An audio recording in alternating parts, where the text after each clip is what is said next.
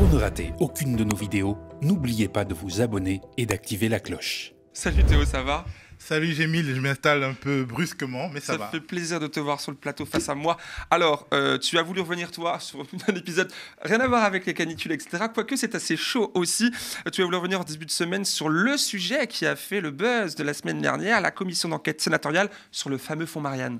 Oui Gémile, on peut l'affirmer, l'affaire dite du fonds Marianne a occupé le devant de la scène médiatique la semaine dernière et continuera d'être à la une cette semaine. Pour celles et ceux qui auraient décidé de s'isoler du monde pour méditer peut-être pendant un certain temps et n'en ont du coup pas entendu parler, l'affaire du fonds Marianne est un véritable scandale qui aurait pu installer le pouvoir sur des braises ardentes si le système médiatique ne protégeait pas à ce point Emmanuel Macron et son exécutif. En gros, suite à l'émotion produite par l'assassinat à caractère terroriste du professeur de lycée Samuel Paty à Conflans-Sainte-Honorine, le comité interministériel de prévention de la délinquance et de la radicalisation crée, sous l'égide de Marlène Schiappa, alors ministre déléguée à la citoyenneté, un fonds doté de 2,5 millions d'euros destiné à accompagner les porteurs de projets qui veulent promouvoir les valeurs républicaines et combattre les discours séparatistes. La suite, on la connaît, cynisme, gabegie et copitage à tous les étages. Et celles et ceux qui ne le connaissaient pas jusqu'alors ont bien découvert aussi un sacré personnage, moi avec eux d'ailleurs, qui a fait le buzz sur buzz durant cette audition de la commission d'enquête sénatoriale. J'ai nommé ce monsieur Sifaoui, Mohamed Sifaoui. Alors oui, Mohamed Sifaoui a été le plus gros bénéficiaire de la manne du fonds Marianne via l'Union des sociétés d'éducation physique et de préparation militaire qui a eu droit à 355 000 euros contre des contreparties dérisoires en matière de lutte pour la République et contre le séparatisme. Mais qui est Mohamed Sifaoui? À première vue, un personnage nerveux, voire grossier. Exemple 1. Pourquoi ça vous gêne? Non, je ne sais pas que ça me gêne. On va rester sur... Mais pourquoi ça vous gêne qu'on parle de ça? Vous voulez toute la vérité, non? Rien ne me gêne. Ah bon? Alors, laissez-moi continuer. Non, si vous voulez, je vais poursuivre. D'accord. Parce que nous avons encore un certain nombre de questions. Comme ça, les gens voient que certaines réponses vous gênent. C'est très bien. Il y a non, mais d'abord, vous savez, les Français, ils regardent ceux qui s'y intéressent. Ils porteront le jugement qu'ils souhaiteront. Ce qui compte, c'est que la démocratie puisse s'exercer sereinement dans le respect à la fois des débats et des personnes, et surtout du sujet. Bon, dire amen, ne vous apporte rien et n'apporte rien de constructif au débat. Permettez-moi de vous le dire. Exemple 1, exemple 2. Je vous raconte des faits. D'accord? Donnez-moi juste une réponse. Non, mais c'est ce que je suis en train de faire, en étant le plus détaillé, même si ça vous embête, parce que je pense que l'heure du déjeuner est proche, etc. Et vous avez s'il vous plaît. Alors, je vais vous dire, on va prendre, si vous voulez bien, le temps qu'il faut pour que vous puissiez comprendre. OK? Et on va parler calmement. Ne venez pas me piquer au vif et me demander de garder mes nerfs. Un fanfaron aussi par certains aspects, le Mohamed Sifaoui.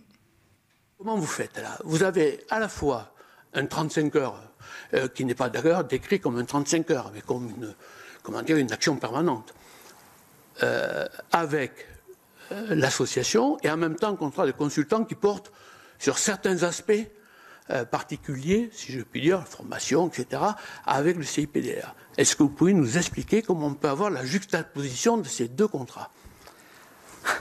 Ceux qui ont travaillé avec moi à différentes époques, vont comprendre ce que je vais vous dire. J'ai une capacité de travail qui est bien supérieure à la normale, par passion, par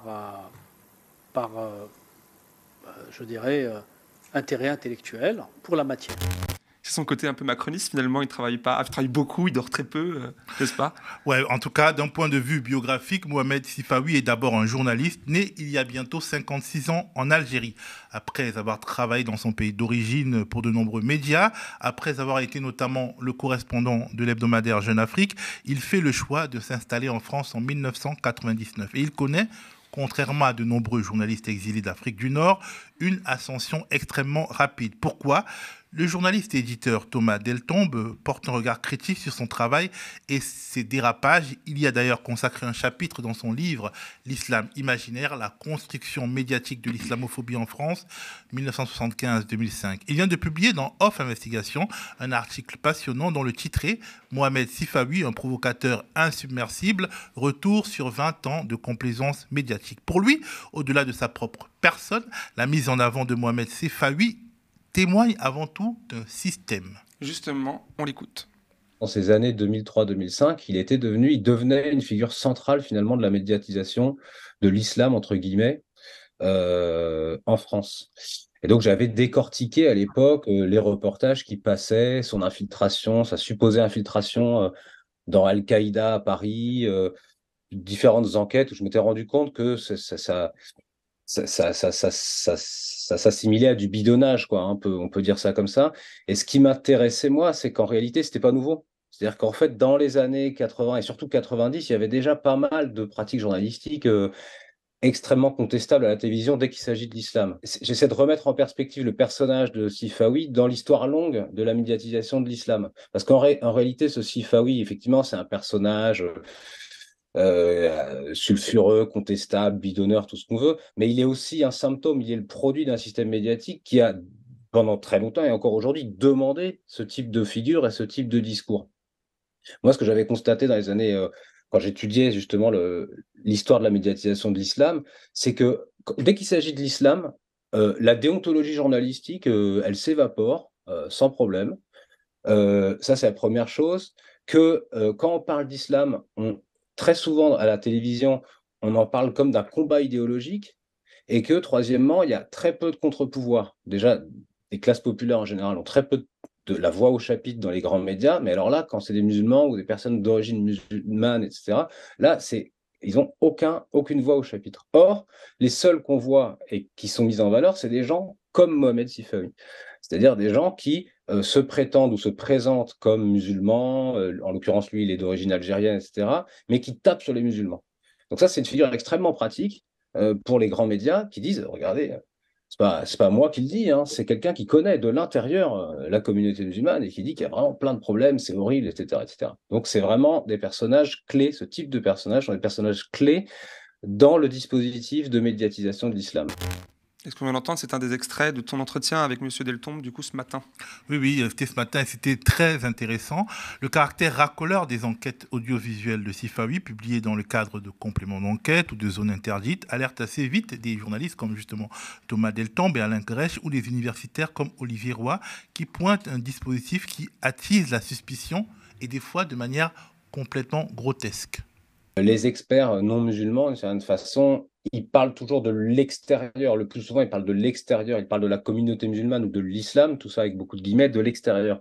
La spécificité des gens comme Mohamed Sifawi, c'est qu'eux, ils peuvent prétendre parler de l'intérieur. En fait, ça ne veut rien dire intérieur-extérieur, mais ça donne l'impression, quand ils sont sur les plateaux télé, qu'ils ont une connaissance particulière parce qu'ils seraient à l'intérieur de cet ensemble mystérieux que serait la communauté musulmane ou l'islam, etc. Et c'est là-dessus qu'a joué à fond Mohamed Sifawi. C'est-à-dire que ses premiers reportages, ça parle d'infiltration. C'est-à-dire, il dit, je m'infiltre dans une cellule d'Al-Qaïda, je rentre dans la communauté musulmane pour débusquer le double discours des gens qui sont passés pour des musulmans tout à fait inoffensifs, mais qui en fait cachent des intentions extrêmement dangereuses, etc. Donc, tous ces reportages, au départ, fonctionnent un peu comme ça.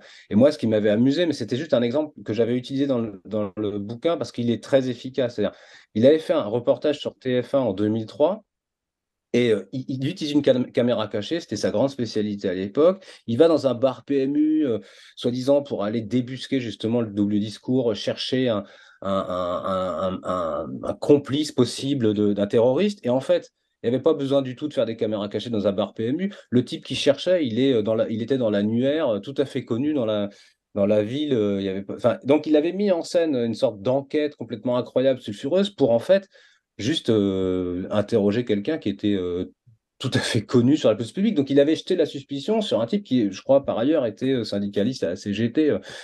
Alors, ces méthodes étaient déjà au centre d'un échange vif entre Thomas Deltombe et Mohamed Sifawi sur le plateau d'Arrêt sur Image en 2005. Et déjà transparaît comme arme de défense chez Sifawi l'accusation de complotisme. Intéressant car Sifawi va progressivement s'allier par exemple à Rudi Reichstadt de Conspiracy Watch.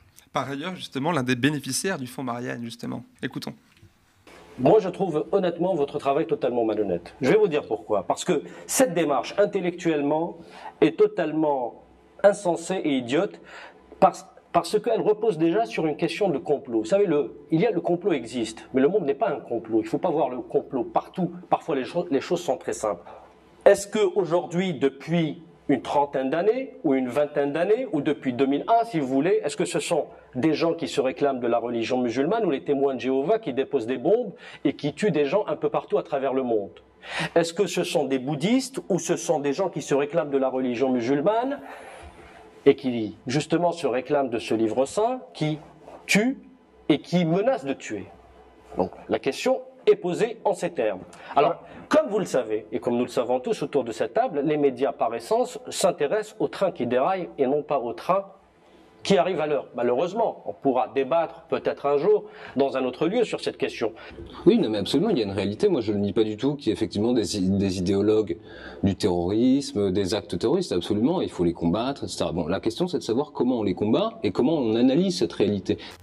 Et justement, Théophile, quelles sont les lunettes que M. Sifawi utilise pour voir le terrorisme djihadiste? Alors, ce qui est frappant, Gémil, est que progressivement, il cesse de s'intéresser à cette matière solide, tangible, le terrorisme, pour ne plus parler que de ce qu'il considère, à sa manière plus que contestable, comme l'islamisme. Beaucoup d'entre nous se souviennent de la violence avec laquelle il s'en était pris à Latifa Indiaten, mère d'un des militaires tués par Mohamed Merah et qui depuis s'est engagé pour des causes comme le vivre ensemble et la déradicalisation. C'était sur France 2 en 2015. On est dans un pays où on a compris qu'il y avait une guerre idéologique à mener. Avec tout le respect que je dois à toutes les victimes du terrorisme et à leurs familles, je suis étonné quand même qu'on honore à ce point une femme qui a perdu son fils, mais qui porte le voile par ailleurs pour aller dire partout. Ça, c'est un autre débat. Oui, mais c'est un débat important. Je sais qu'on sacralise dans ce pays la victime. Je sais qu'on sacralise la victime dans ce pays, et c'est une vieille tradition, c'est très bien. Mais il y a des limites. C'est-à-dire, il faut chercher aussi un peu de cohérence. Ce n'est pas parce qu'une personne perd son fils, il y en a beaucoup, des centaines de personnes, qu'on va la sortir de ses fourneaux pour en faire une égérie de la lutte contre le terrorisme. Elle fait la tournée des établissements scolaires pour essayer de faire de la pédagogie auprès des jeunes. C'est un avis très personnel, Mohamed. Non, c'est un avis, bien sûr, c'est un avis personnel qui n'engage pas France Télévisions, évidemment, mais je tenais quand même à l'exprimer. Alors, Gémil, on est d'accord, c'est odieux, mais c'est surtout politiquement terrible. Une femme qui porte un foulard, une mère endeuillée qui porte un foulard est tout aussi responsable des attentats djihadistes que le terroriste qui lui a enlevé son enfant. On plonge dans une sorte de guerre de civilisation qui ne s'arrête pas aux musulmans trop pratiquants à son goût. Écoutons à nouveau Thomas Deltombe. Aujourd'hui, il parle même plus de terrorisme. Son dernier bouquin, ou avant-dernier, ou avant-avant-dernier bouquin, il en écrit tout le temps, Les Fossoyeurs, c'est sûr, c'est soi-disant une enquête sur l'islamo-gauchisme. Et effectivement, il est passé en 20 ans d'une spécialisation soi-disant sur le terrorisme à une spécialisation sur la gauche. Parce que ce qu'il appelle l'islamo-gauchisme, en réalité, c'est l'UNEF, la CGT, la gauche, quoi, les LDH. Pour moi, c'est vraiment ce basculement autour ce glissement autour du concept d'islamisme. C'est-à-dire, on peut plaquer islamisme sur des terroristes, on peut peut-être, ou pas, en tout cas il le fait, et beaucoup d'autres le font avec lui, et il peut en même temps dire la CGT ou l'UNEF ou Mediapart sont des complices des islamistes. Et du coup, on a une sorte de continuum entre Mediapart et le terrorisme. Et d'ailleurs, il le dit, dans une interview au Point, il dit explicitement ça, hein. Il dit ils peuvent sauter au plafond s'ils le souhaitent, mais je le répète, le discours victimaire des milieux indigénistes et islamistes, souvent relayé de bonne ou de mauvaise foi par des gauchistes, arme la main des criminels. Arme la main des criminels. Ce logiciel de la disqualification, bien entendu, n'est pas uniquement celui de Mohamed Sifawi. Il est celui de l'extrême droite, mais également du valsisme et du printemps républicain, lequel forme en quelque sorte une partie de l'aile dite gauche du macronisme, une aile gauche dont ferait partie Marlène Schiappa. Et justement, on peut se poser, j'imagine beaucoup de personnes qui nous regardent se posent la question avec tous les extraits que tu nous ressors là de ces archives, on peut se demander comment c'est possible qu'avec seulement en fait les dérapages de nature qu'on le voit, sexistes, racistes de Sifaoui ne l'ait pas définitivement discrédité avant même cette affaire du Fonds Marianne, parce qu'on l'a vu, sont ressortis les nombreux tweets, notamment celui où il dit qu'un voile est une serpillière, sur les Asiatiques qui sont pour lui majoritairement, je le cite, rien à foutre de la communauté nationale française, ou sur une invitée de plateau de soirée électorale présentée comme une botoxée, je le cite encore une fois, basanée. C'était pas suffisant, ça? À première vue, c'est un mystère français, Gémile. D'autant plus que le dossier Sifaoui est encore plus lourd qu'il y paraît. Et merci à Mediapart qui a consacré une recension assez complète sur le lourd CV scientifique le lourd CV de la caution scientifique du Fonds Marianne. Témoignage arrangé et fantaisiste dans ces reportages, fausses pistes conduisant à des erreurs judiciaires, notamment dans l'histoire du meurtre de la petite Estelle Mouzin qui a conduit à la démolition d'un restaurant chinois, une démolition complètement gratuite. Bref, plus personne ne serait crédible après tout ça, sauf Mohamed Sifaoui. Parce que justement, sa stigmatisation de l'islamo-gauchisme, qui ne va pas de l'extrême droite, mais qui l'y rejoint habilement, tout en donnant l'air de ne pas y toucher, ça fait penser en même temps macronien. Écoutons ce qu'en dit Thomas Deltombe. Chez Sifaoui, il y a un discours un peu de en même temps. C'est-à-dire qu'à la fois, il flirte avec les discours d'extrême droite, les discours en tout cas hyper réactionnaires, et dans le même temps, il n'arrête pas de dire qu'il est de gauche et que par ailleurs, il est musulman, etc. etc. Donc, pour moi, c'est exactement ce en même temps. C'est-à-dire, en gros, on va toujours plus loin dans l'extrême droitisation, la banalisation de l'extrême droite, etc., de l'opinion. Mais attention, on fait ça en toute bonne conscience, parce que bon, on a des amis de gauche et arabes, alors c'est parfait.